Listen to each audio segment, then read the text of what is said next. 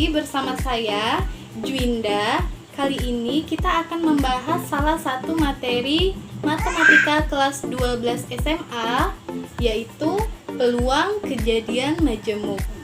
Sebelumnya ada yang tahu nggak apa itu peluang? Oke, jadi peluang yaitu besarnya kemungkinan terjadinya suatu peristiwa. Kita tuliskan peluang A sama dengan NA per NS, di mana NA yaitu banyaknya anggota kejadian A dan NS yaitu banyaknya anggota dari himpunan ruang sampel. Kemudian kejadian majemuk. Apa itu kejadian majemuk? Kejadian majemuk yaitu dua atau lebih kejadian yang terjadi secara bersama-sama. Kalau kita tuliskan dalam bentuk notasi, itu ada yang namanya irisan.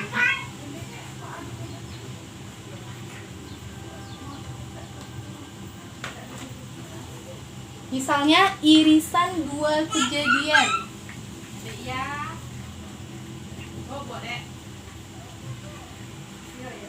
Notasinya yaitu A irisan B. Untuk notasi gabungan,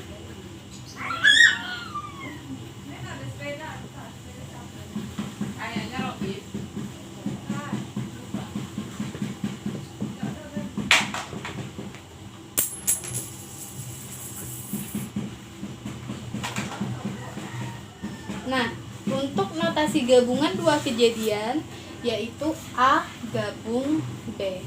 Oke, sampai sini anak-anak paham ya? Kita lanjut. Untuk materi peluang kejadian majemuk, kita akan membahas 3 bagian. Kita masuk ke bagian yang pertama yaitu peluang saling lepas. Peluang saling lepas yaitu peluang dua atau lebih kejadian yang tidak mungkin terjadi secara bersama-sama. Kalau kita lihat dalam kehidupan sehari-hari, ilustrasinya seperti ini ya. Misal ada kalimat Anya, saat ini Anya berada di rumah dan Anya berada di sekolah. Apa yang salah dari kalimat ini? Ya, ada kata dan, berarti Anya berada di sekolah dan Anya berada di rumah.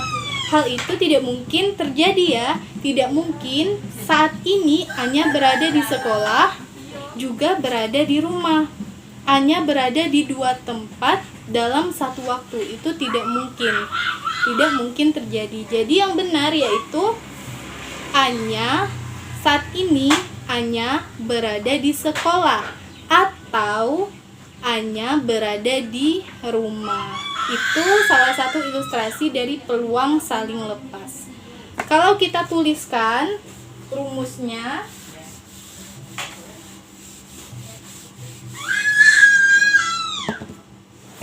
peluang saling lepas.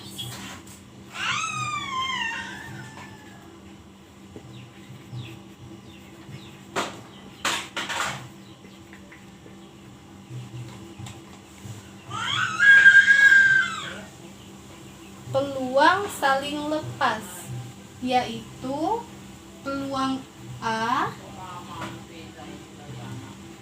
gabung B sama dengan peluang A ditambah peluang B. Peluang A ditambah peluang B. Kemudian bagian yang kedua yaitu kita akan mempelajari peluang saling bebas. Apa itu peluang saling bebas? Peluang saling bebas yaitu peluang dua atau lebih kejadian yang tidak saling mempengaruhi. Contohnya nih ilustrasinya, hujan di daerah A itu tidak akan mempengaruhi kegiatan orang-orang yang ada di daerah B. dua kejadian ini tidak saling mempengaruhi. Hujan di daerah A tidak akan mempengaruhi kegiatan yang berlangsung di daerah B. Jadi, kita tuliskan rumus dari peluang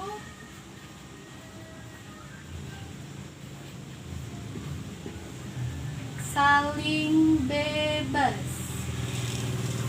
yakni peluang A irisan B sama dengan peluang A dikali peluang B. Kemudian yang ketiga, kita akan mempelajari peluang bersyarat. Apa itu peluang bersyarat? Peluang bersyarat yaitu peluang dua kejadian yang saling bergantung apabila terjadi atau tidak terjadinya kejadian A akan mempengaruhi terjadi atau tidak terjadinya kejadian B. Dituliskan rumusnya, yakni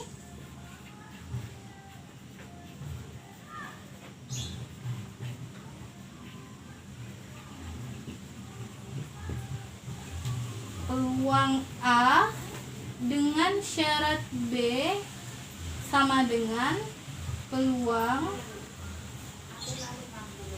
A irisan B per peluang B.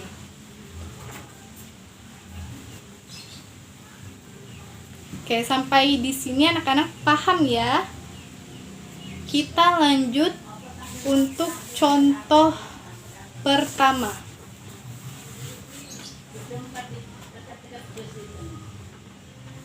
Contoh pertama.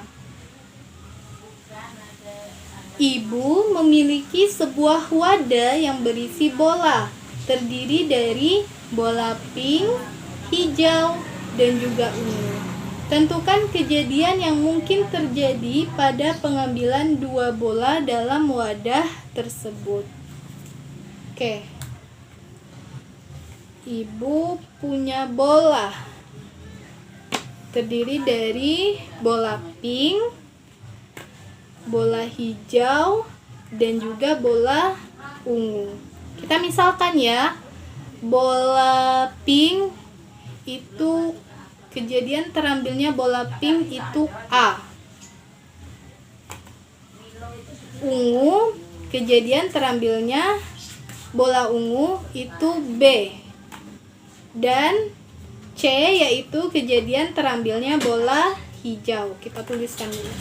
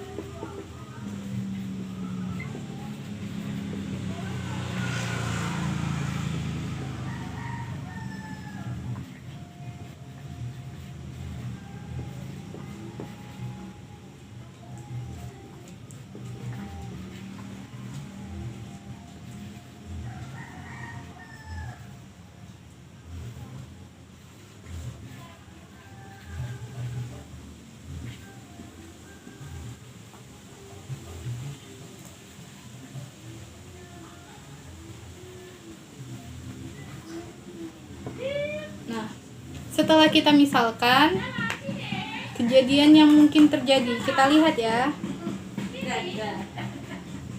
Kejadian pertama, ternyata ibu mengambil bola pink dan juga bola ungu. Maka kita tuliskan kejadian 1.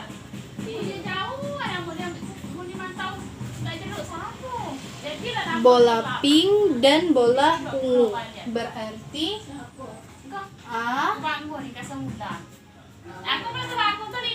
irisan B. A irisan B. Kemudian kejadian kedua, ternyata ibu mengambil bola ungu dan juga bola hijau. Berarti kita tuliskan kejadian 2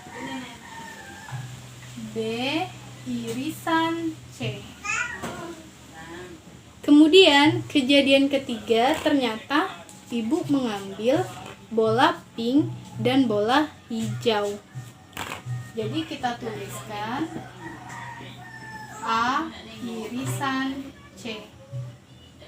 Jadi kejadian yang mungkin terjadi ada kejadian 1, A irisan B, kejadian 2, B irisan C, dan kejadian yang ketiga A irisan C. Bagaimana kalau dalam wadah ini hanya terdiri dari bola pink dan ungu? Kita sisihkan ya bola hijaunya. Jadi dalam wadah ini ada bola pink, ada bola ungu. Soalnya seperti ini. Tentukan kejadian yang mungkin terjadi, yakni maksimal ibu mengambil 2 bola.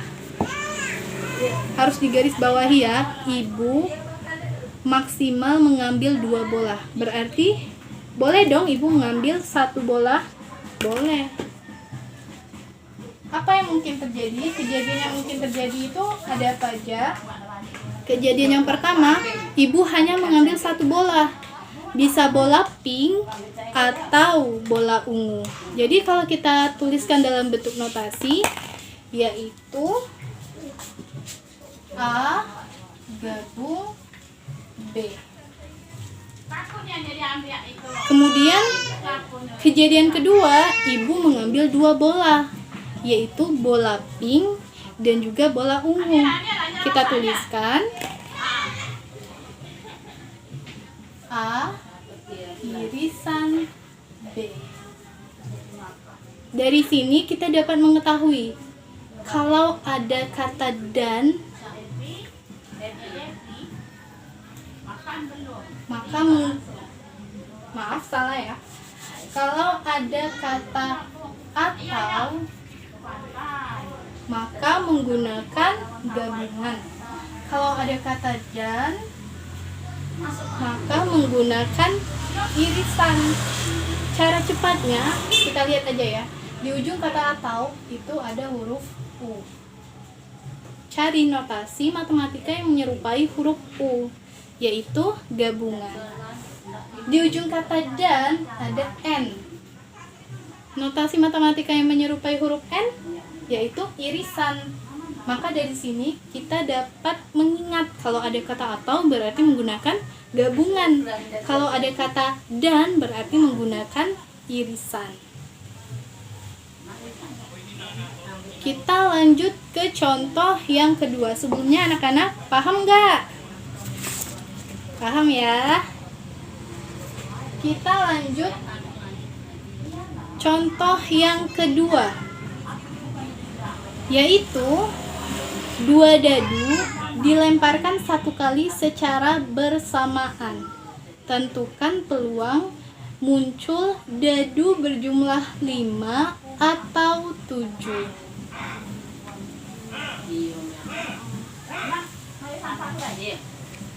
Oke, hapus dulu. Di sini ibu ada 2 dadu, 2 dadu jumbo ya. Nah, di soal tadi 2 dadu dilemparkan 1 kali secara bersamaan. Kita misalkan dulu ya.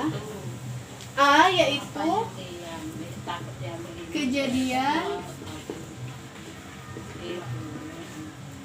terambilnya dadu berjumlah 5.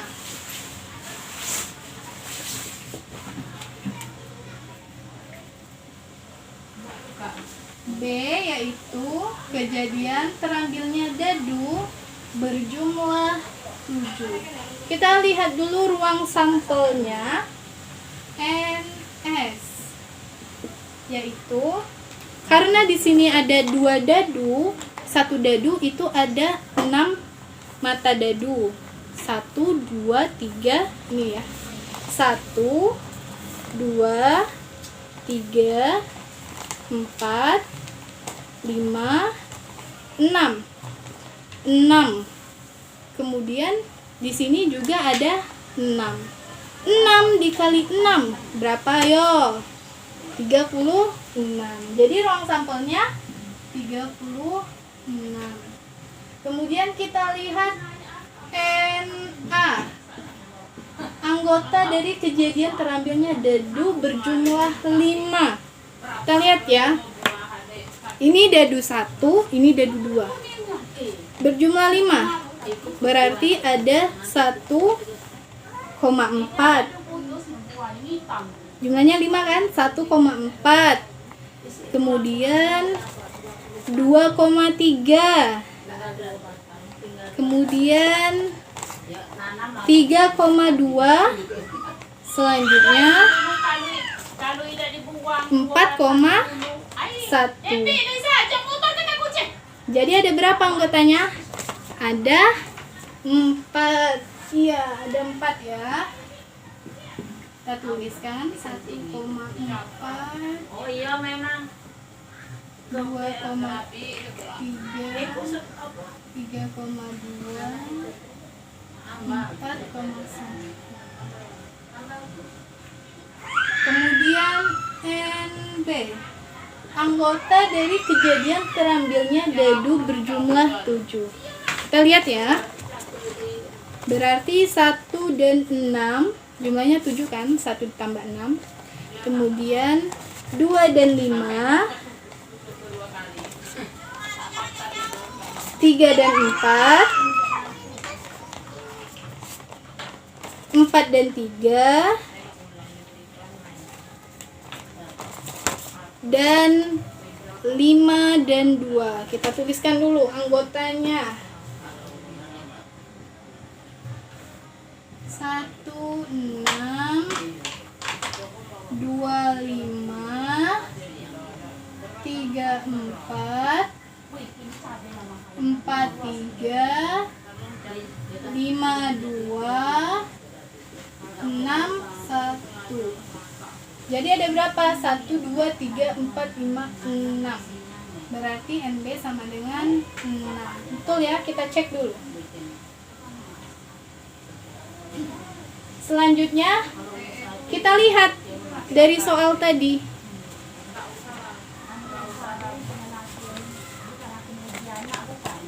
Dua dadu dilemparkan 1 kali secara bersamaan.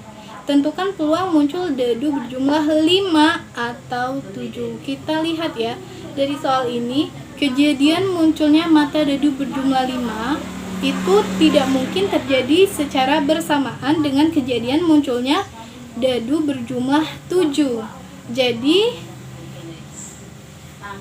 peluang ini merupakan peluang saling apa yo?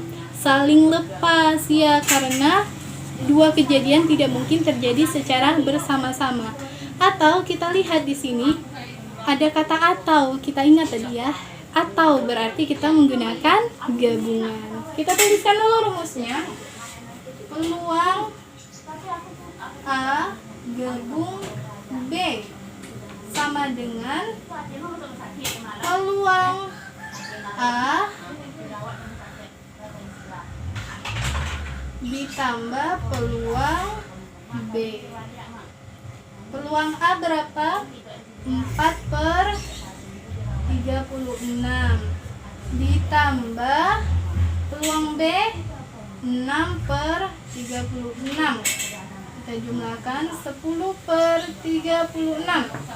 Kita sederhanakan 5/18. Jadi peluang muncul dadu berjumlah 5 atau 7 yaitu 5/18. Sampai di sini anak-anak paham ya?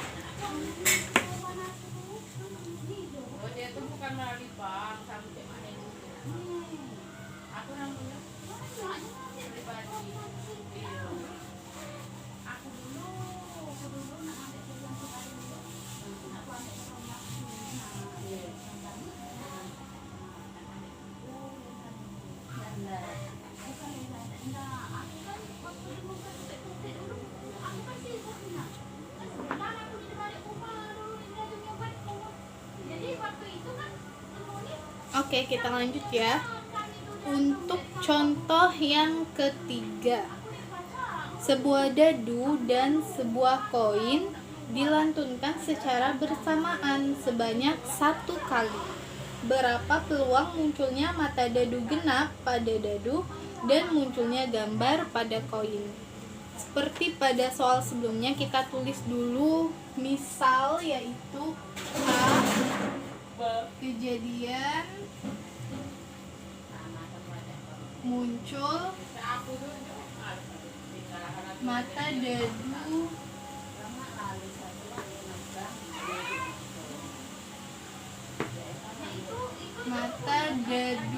genap. B, kejadian muncul gambar pada koin. Kita lihat dulu ruang sampelnya. Ruang sampelnya ya. Ini dadu. Kemudian ibu ada koin. Uang 1000. Untuk dadu itu mata dadu ada 6 ya. 1, 2, 3, 4, 5, 6. Kemudian pada koin itu ada munculnya gambar dan juga munculnya gambar dan juga angka. Jadi NS ruang sampelnya yaitu 6 dikali 2 sama dengan 12. Kemudian NA, kejadian muncul dadu genap. Berarti genap itu ada 2, 4, dan 6. Berapa? Kita hitung ya.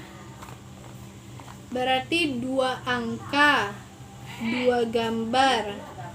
Kemudian 4 angka, 4 gambar,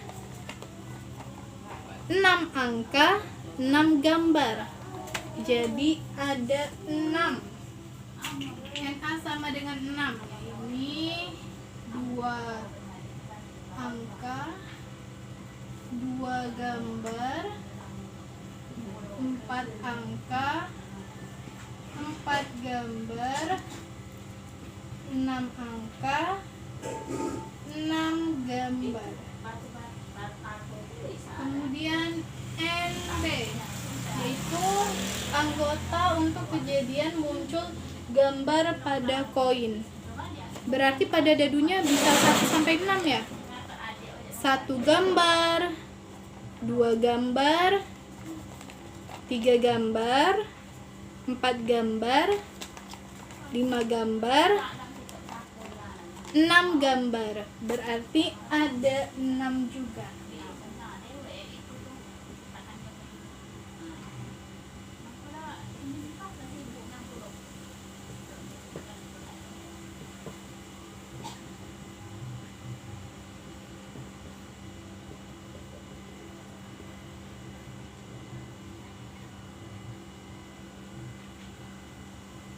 Kemudian kita lihat di soalnya, yakni peluang munculnya mata dadu genap pada dadu dan munculnya gambar pada koin.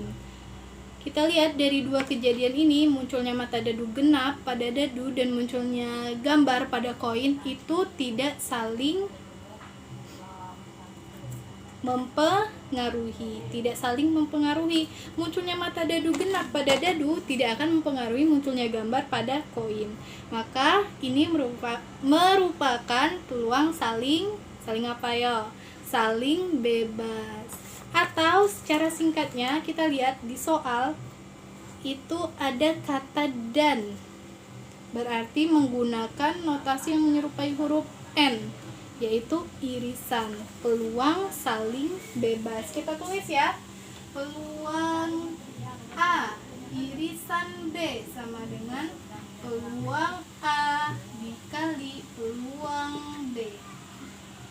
Peluang A-nya 6/12 dikali 6/12. Kita coret deh, 6 sama 12, jadi 12-nya jadi 2. 1/4. Jadi peluang munculnya mata dadu genap pada dadu dan munculnya gambar pada koin yaitu 1/4. Oke, kita lanjut untuk contoh soal yang terakhir, yaitu nih ya.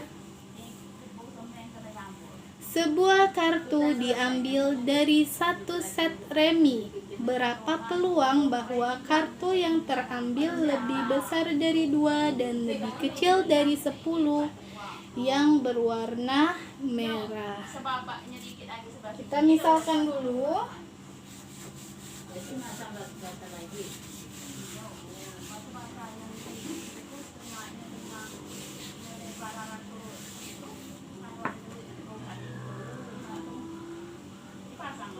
A yaitu kejadian terambilnya kartu lebih besar dari 2 dan lebih kecil dari 10. Singkat aja ya. Kartu lebih besar dari 2 dan lebih kecil dari 10. Yang B yaitu terambilnya kartu berwarna merah. Sebelumnya ada yang tahu nggak satu set kartu remi itu terdiri dari berapa kartu? Kita lihat dulu ya. Kita kenalan dulu sama remi. Jadi di remi itu ada 4 bagian kartu. Kartu keriting warnanya hitam. Kartu sekop warnanya hitam. Kartu hati warnanya merah dan kartu lupis warnanya merah. Nah, tiap satu bagian itu terdiri dari 13 kartu. 13 kartu. Jadi ruang sampelnya berapa? 13 dikali 4 yaitu 52.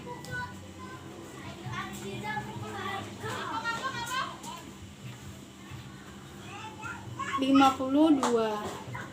Kita lanjut ya. Berarti kita lihat anggota dari kejadian A, yaitu kejadian terambilnya kartu lebih besar dari 2 dan lebih kecil dari 10. Lebih besar dari 2 dan lebih kecil dari 10. Berarti kelihatan ya? 2, 3, 4, 5, 6, 7, 8, 9, 10. Kita hitung 1, 2, 3, 4, 5, 6, 7, 8, 9. Oh iya, lebih besar dari 2 dan lebih kecil dari 10. Berarti 2 sama 10-nya nggak termasuk ya. Nih, 1, 2, 3, 4, 5, 6, 7. Ada 7 kartu. Karena tadi ada 4 bagian, ada kartu hati, kartu keriting, kartu lupis, kartu sekop, maka 7 dikali 4 yaitu 36. Tengok ada gigi nyamuk lagi, dek. Woi, Nina, kamu nggak bisa diam. Aku gini. Oh.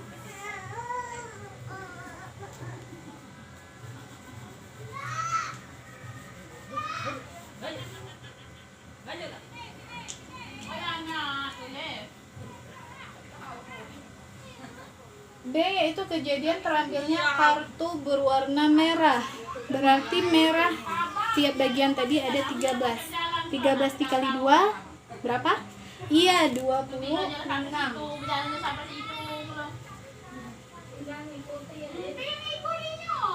Kemudian kita lihat ya, dari soalnya yaitu peluang kartu yang terambil lebih besar dari 2 dan lebih kecil dari 10 yang berwarna merah. Berarti ini merupakan kejadian bersyarat karena terambilnya kartu lebih besar dari 2 dan lebih kecil dari 10 itu harus berwarna merah. Jadi kita tulis di sini N A dengan syarat B, yaitu berarti kartu lebih besar dari 2, lebih kecil dari 10 yang berwarna merah. Berarti ini kan lebih besar dari 2, lebih kecil dari 10, lebih kecil dari 10. Tadi ada 7 kartu. Syaratnya berwarna merah. Ada hati, ada lupis. Jadi 7 dikali 2 yaitu 14.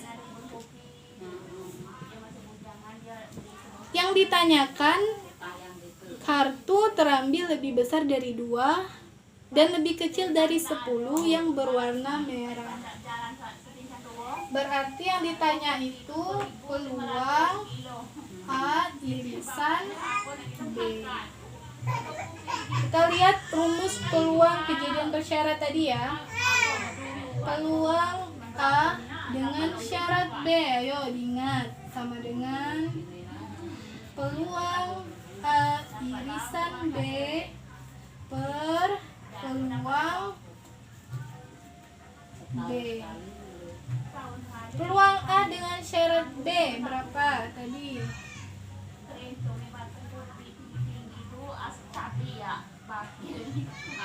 Maaf ya, peluang A irisan B itu yang ditanyakan ya.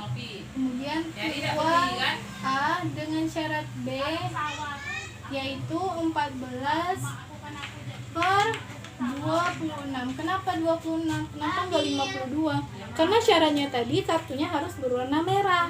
13 dikali 2 sama dengan 26. Kemudian peluang B yaitu 26 per 52. Kita masukkan ke sini. Jadi peluang A irisan B yaitu peluang A dengan syarat B dikali peluang B. 14 per 26 dikali 26 per 52. Kita coret aja ya 26 nya.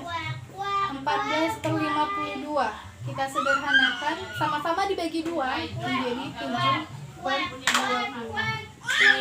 Jadi peluang terambilnya kartu yang lebih besar dari 2 dan lebih kecil dari 10 dengan syarat kartu itu berwarna merah yaitu 7 per 26. Oke, sampai di sini anak-anak paham ya? Semoga aja anak-anak paham.